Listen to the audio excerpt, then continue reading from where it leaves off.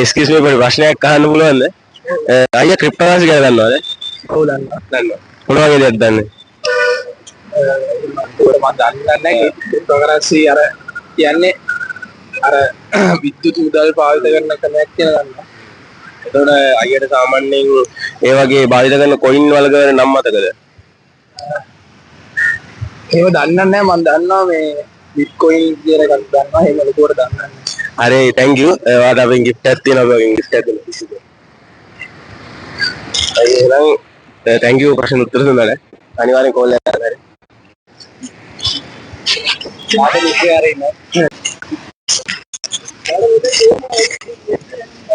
මම පොඩ්ඩක් කතා කරන්න පුළුවන්ද? කතා කරන්න පුළුවන්ද? බයෙන් නෙවා. හරි. මේ එනවා කොහෙද යන්නේ?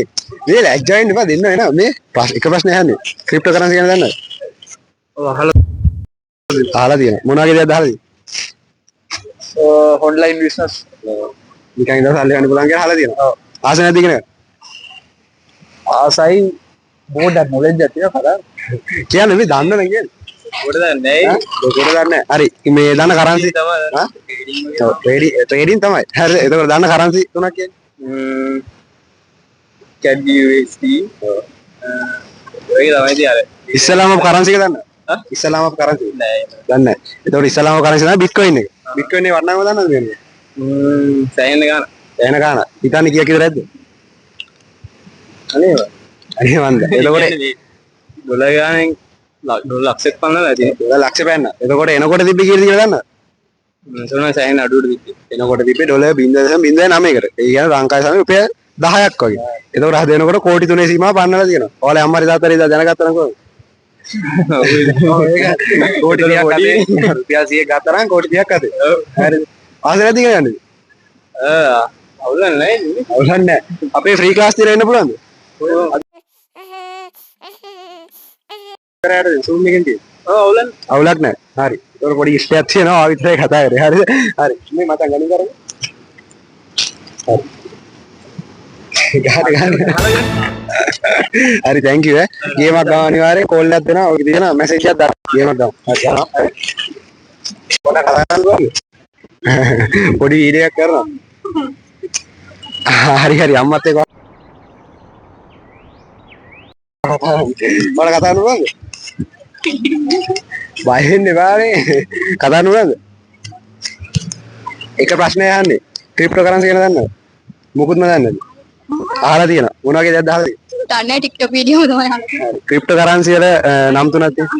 නෑ හරි දාන්නේ. නම් තුනක් කියන්නේ. දාන්න කරන්සි තුනක නම් තුනක්. හරි. එතකොට මම දැන් ප්‍රශ්නයක් අහනවා.